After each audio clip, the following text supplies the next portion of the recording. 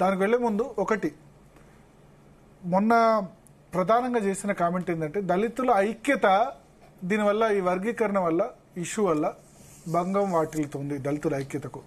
First దళితుల్లో దళితులే కొట్లాడుకుంటారు, మాలా versus మాదిగానే అవుతుంది.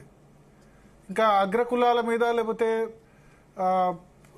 ఎవరైతే భూస్వాముల మీద పోరాటం అన్నది పూర్తిగా అయిపోయి మీలో మీరే కొట్టుకుంటున్న పరిస్థితి కనిపించట్లేదా దీనివల్ల? ముందు నీవు అన్నదానికి 2 పాయింట్స్ చెప్తాను. దళితుల ఐక్యత వర్గీకరణ వల్ల దళితుల ఐక్యత దెబ్బతింటది అని చెప్పి. అరే అంబేద్కర్ కాలంలో అంబేద్కర్ దళితులకు ప్రత్యేక నియోజకవర్గాలు ప్రత్యేక రిజర్వేషన్లు అడిగినప్పుడు కూడా దేశ ఐక్యత దెబ్బతింటది అని చెప్పి అన్నోళ్ళు ఉన్నారు ఆడ. అంటే అగ్రకులాలు కొంత ముందుకెళ్ళినాయి, దళితులు వెనుకబడిపోయినరు. వెనుకబడిపోయిన దళితులకు న్యాయమైన ప్రాతినిధ్యం అడిగినప్పుడు మీకు రిజర్వేషన్లు ఇవ్వడం వల్ల దేశ ఐక్యత దెబ్బతింటదని ఆనాడు కూడా అన్నారు. దేశ ఐక్యత రిజర్వేషన్లో దెబ్బతినలే, నిజంగా ఐక్యతకు బలమైన పునాదులే పడ్డాయి. లేకపోతే ఇంకా అగాధం పెరిగేది. అగాధం పెరిగినప్పుడు ఐక్యత దెబ్బతినేది. నంబర్ 1 ఐక్యత దెబ్బతినలే, ఐక్యత పెరిగింది దేశ ప్రజల మధ్యలో. ఓకే, ఇప్పుడు ఉదాహరణకు చెప్పు, ఒకనాడు దళిత వర్గాలను ఎక్కడో పెట్టారు, కానీ వాళ్ళ దళిత వర్గాలు ఉన్నత వర్గాల దగ్గర వచ్చి కూర్చొని మాట్లాడుకునే కాడికి వచ్చేసింది. నువ్వు నేను ఒకటిగానే మాట్లాడుకునే కాడికి వచ్చింది. ఈ ఐక్యత పెరగడానికి కారణం అంబేద్కర్ సాధించిన ఆత్మగౌరవం రిజర్వేషన్ల ఫలాలు కావా? ఓకే, ఇప్పుడు దళితుల ఐక్యత, ఇప్పుడు దేశ ఐక్యత దెబ్బతింటదని చెప్పి రిజర్వేషన్లు అడ్డుకోని ప్రయత్నం చేసిన వాళ్ళ వాదనే వాళ్ళ దళితుల ఐక్యత దెబ్బతింటదని చెప్పి ఇప్పుడు మాట్లాడేటోళ్ళు తయారవుతారు. మీలో మీరు గొడవ పడటం వల్ల అల్టిమేట్ ఎవరికి లాభం? మీలో మీరే గొడవ పడుతున్నారు. 30 సంవత్సరాలుగా మాలా మాదిగా సంబంధించి ఏదైనా నేను చూస్తున్నా రాజకీయ పార్టీల టికెట్ల విషయంలో మాదిగకి ఇచ్చారు, ఇక్కడ మాలకి సమస్యకు పరిష్కారం చెప్పగలుగుతావా? మాది ఈ సమస్యకు పరిష్కారం చెప్పగలుగుతావా?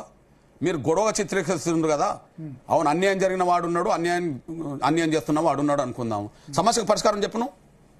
ఒక విషయం గుర్తు చేస్తున్నాను, మాలా వర్సెస్ మొత్తం దళితులు, ఆ విషయం మర్చిపోకు. మాలా వర్సెస్ మొత్తం దళితులు. నువ్వు నేత కాని వాళ్ళని అడుగు, వర్గీకరణ కావాలంటారు. నువ్వు బుడగ జంగాలను అడుగు, వర్గీకరణ కావాలంటారు. చిందోలను, మాచోలను, మోచోలను అడుగు, వర్గీకరణ కావాలంటారు. మాదిగోలను అడుగు, వర్గీకరణ కావాలంటారు. ఎవరినైనా వర్గీకరణ కావాలంటారు.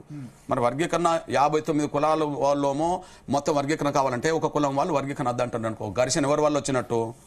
మేమే తింటామన్న వాళ్ళు ఒక వర్గము, అందరికి పంచన్న వాళ్ళు మిగతా వర్గాలు. మరి ఇప్పుడు అడ్డుపడేటోడి వల్ల ఘర్షణ వాతావరణం ఏర్పడుతుందా? కోరుకునేటోళ్ళ వలన? కోరుకోవడం తప్ప అయితే కమిషన్లు ఎందుకు మా వైపు ఉంటాయి? రాజకీయ పక్షాలు ఎందుకు మా వైపు ఉంటాయి? వాళ్ళ ఆర్గ్యుమెంట్ ఏంటంటే ఐక్యత అన్నది ఈ ఇష్యూ కనుక రిజాల్వ్ అయితే ఇంకా ఐక్యత ఉంటుంది. We can fight with yes. వర్గీకరణ సమస్య పరిష్కారం అయినప్పుడే ఐక్యత పెరుగుతుంది. ఓకే, చెప్పనా? ఎస్సీ వర్గీకరణ అమలు జరిగిన కాలం ఉన్నది. ఎగ్జాంపుల్, ఎస్సీ వర్గీకరణ ప్రధానంగా 2000 నుంచి 2005 అమలు జరిగిన. మేము దళితులు ఉమ్మడి పోరాటాలు చేసినాంగా.